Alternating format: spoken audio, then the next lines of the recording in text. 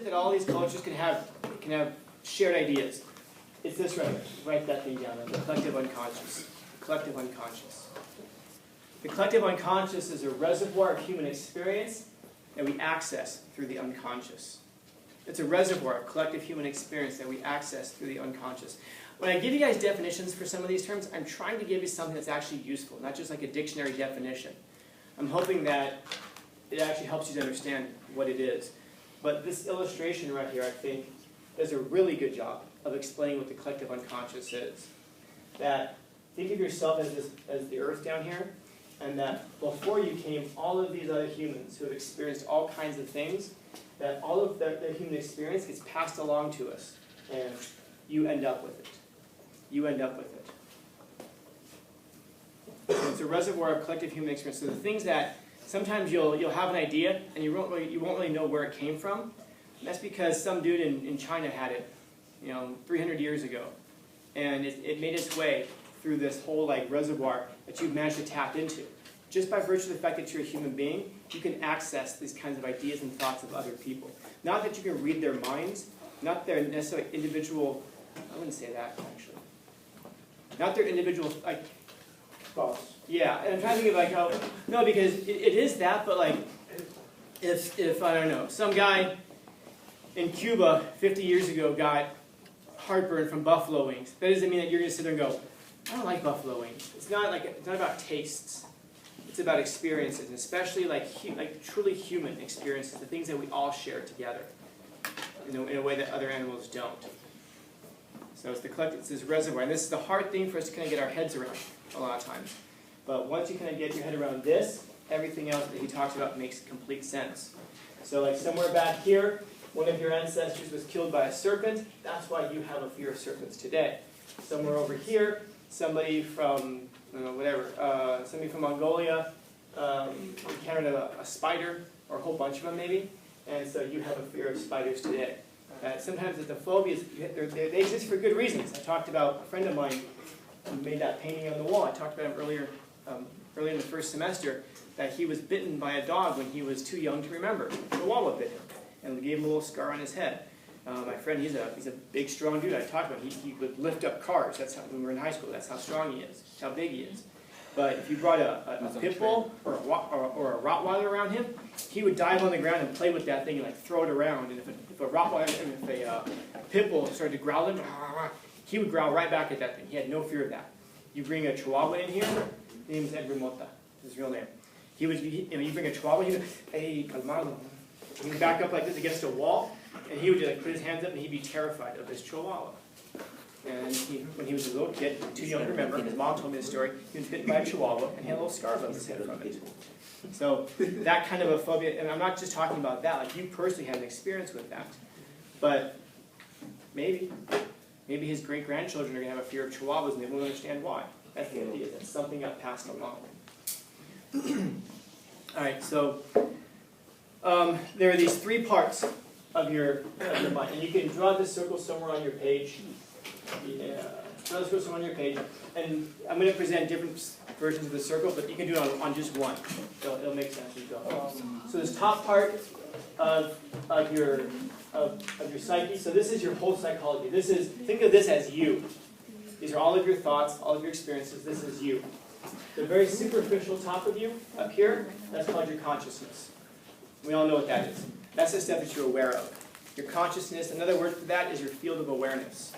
Your field of awareness. That's one of the questions on your quiz. It's one of the terms I told you that we have to know. It's your field of awareness. The things of which you're aware. I'm holding a cup, and you're aware of that. The things that you see and personally experience. Yes, sir? Oh, what do all those words say? Like the yellow boxes, because I can't see. Yeah. So it says field of awareness and consciousness. Oh. Now I'll try turning off the lights for next week. Does anybody want this PowerPoint? I can send it out if you want it. Okay. Raise your hands if you want it. So I know to send it. Okay. I just want to blast the class with it. You guys get a lot of messages on Jupiter, right? Oh, yeah. Just remember, if you get something from me, I don't message you much through Jupiter. I'm not Wellness Wednesday or whatever.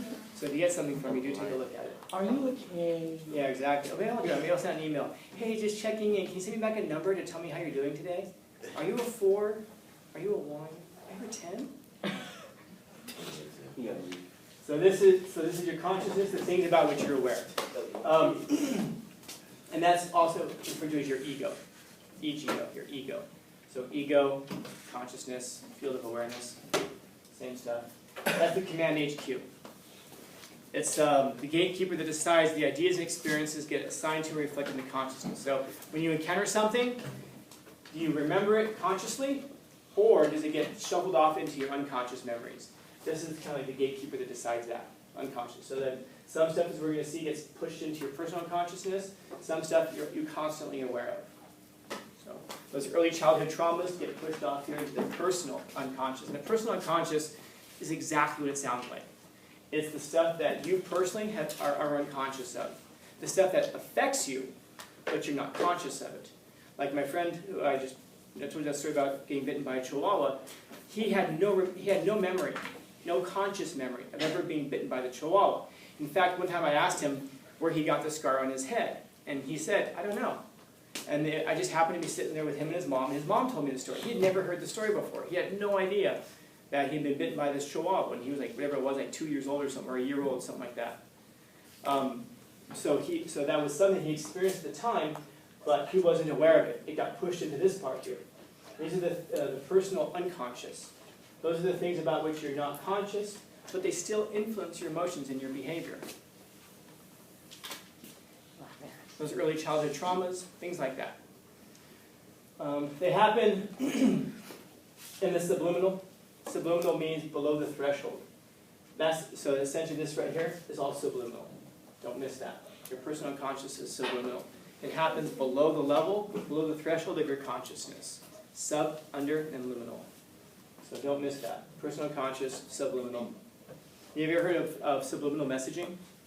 Yeah. If you ever watch old Disney movies, you'll get a lot of that. Subliminal messaging is when they put little things into cartoons or TV shows, movies, that they go right past your consciousness. You don't see them, but they still stick inside of your head. You might think, like, how does that possibly happen? Anybody here, can you tell me, I'll ask the question. I'll just ask it quickly. Why are people attracted? Why do we find people attractive physically? Physically. Yeah, there's one thing we can actually boil it down to. Does anybody know?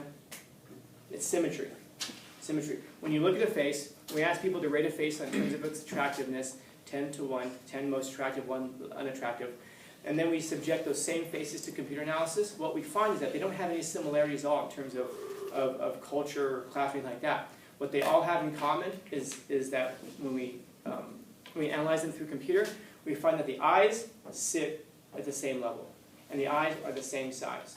Everybody in here has blemishes on your face. That like one eye will be like 1/4 of a millimeter, which is tiny, 1/4 of a millimeter off, or higher or lower, or the nose sits a little bit off to one side. Again, maybe 1/4 of a millimeter, not directly. A face that has more symmetry, less of that happening, where things are the same size, same depth, same everything. That's who we find attractive. This is why you look at a model maybe and be like, they look weird, but you can't stop staring at them. There's just something about it. You don't know why they're attractive. And we'll try to like rationalize afterwards, like, it's because their eyes are pretty. Lots of people have pretty eyes. Why that one? Yeah, it's happening at an unconscious level. Your face sees it. I'm sorry. Your eyes see the face, and you process it this way.